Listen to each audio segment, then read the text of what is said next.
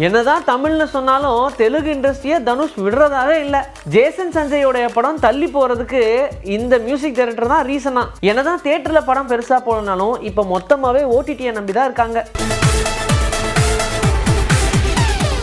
Jason சஞ்சயோடைய இயக்கத்தில் Lyca ப்ரொடக்ஷனுடைய தயாரிப்பில் உருவாகிட்டு இருக்கக்கூடிய ஒரு திரைப்படம் நம்ம எல்லாருக்கும் தெரியும். சந்தீப் கிஷன் இந்த திரைப்படத்தில் ஹீரோவாக நடிச்சுக்கிட்டு இருக்காரு. இந்த படத்துடைய ஷூட்டிங்குமே வட சென்னை, ஸ்ரீலங்கா அப்படின்னு நிறைய இடங்களில் போய் ஷூட் பண்ணிட்டு இருந்தாங்க. இன்னுமே ஷூட் ஆன் ப்ராக்ரஸில் தான் இருக்குது. ஆனால் இந்த படம் ரொம்ப அதிகமாக தள்ளி போகிறதுக்கான ரீசன் என்ன? கிட்டத்தட்ட 1 இயர் ஆயிடுச்சேப்பா, இன்னும் இந்த படம் எடுத்துகிட்டே இருப்பாங்க அப்படின்ற மாதிரிலாம் நீங்கள் யோசித்தாலும் இந்த படம் இப்போ தள்ளி போகிறதுக்கான பெரிய ரீசன் தமன் தாங்க அப்படின்னு சொல்கிறாங்க. என்னங்க அவர் என்ன பண்ணார் அப்படின்னு கேட்டால், ஆமாம் எல்லா பாட்டையும் சீக்கிரமாக கொடுத்துறனாரு, இன்னும் ஒரு பாட்டு பெண்டிங்கில் இருக்குது. அவர் கொடுத்தா தான் அந்த பாட்டை கேட்டு அதுக்கப்புறம் கரெக்ஷன் சொல்லி அந்த பாட்டை ஷூட்டே பண்ண முடியும்.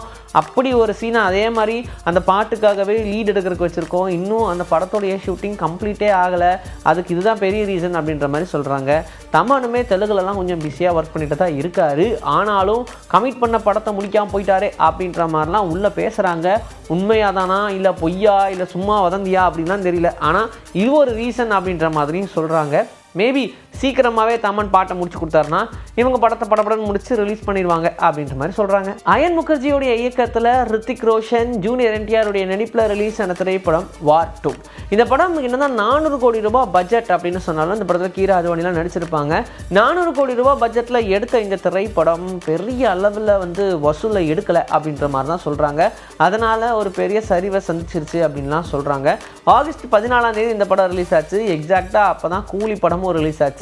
பட் அதனால் இந்த படத்துக்கு ஒரு பாதிப்பு வந்திருக்குமா அப்படின்னு தெரியல.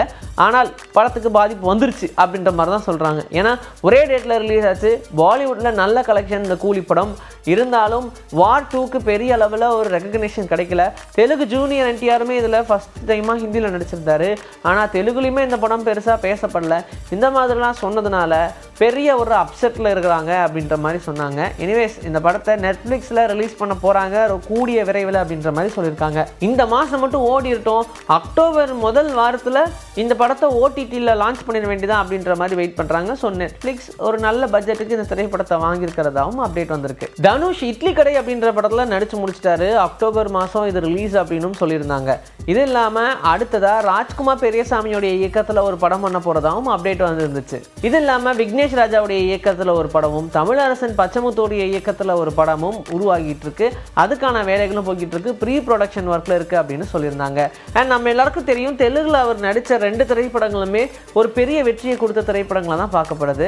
ஒரு படம் வெங்கி அட்லூருடைய இயக்கத்தில் ரிலீஸ் ஆன வாத்தி அப்படின்ற படம், இன்னொன்று சேகர் காமுலாவுடைய இயக்கத்தில் ரிலீஸ் ஆன குபேரா அப்படின்ற படம். இதில் நாகார்ஜுனலாம் நடிச்சிருந்தாங்க. இப்போ ரீசெண்டாக ரிலீஸ் ஆன ஒரு நல்ல வெற்றி படம் அப்படின்ற மாதிரி சொல்லலாம். இதற்கு அடுத்தபடியாக மறுபடியும் ஒரு தெலுங்கு இயக்குனரோட கை கோர்த்திருக்காரு தனுஷ் அப்படின்ற மாதிரி சொல்கிறாங்க.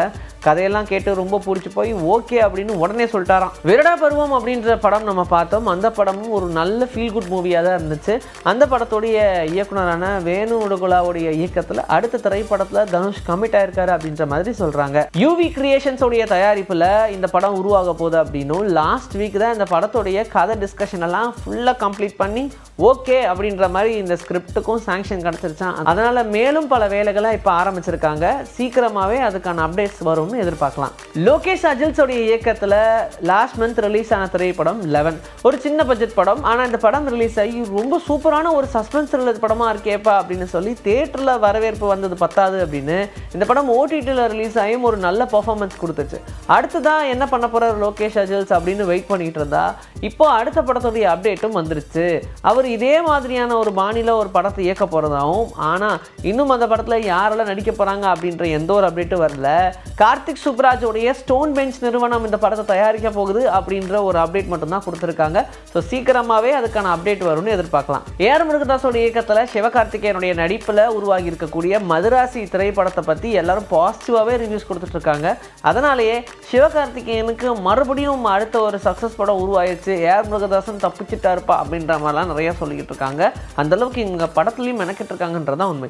ஒவ்வொரு திரைப்பிரபலர்களும் இந்த படத்தை பற்றி பெருசாக பேசிக்கிட்டு இருக்கும்போது திடீர்னு சங்கரோடைய ஒரு ஃபீட்பேக் ரசிகர்கள் மத்தியில் மிகப்பெரிய மிகப்பெரிய சந்தோஷத்தை ஏற்படுத்தியிருக்கு.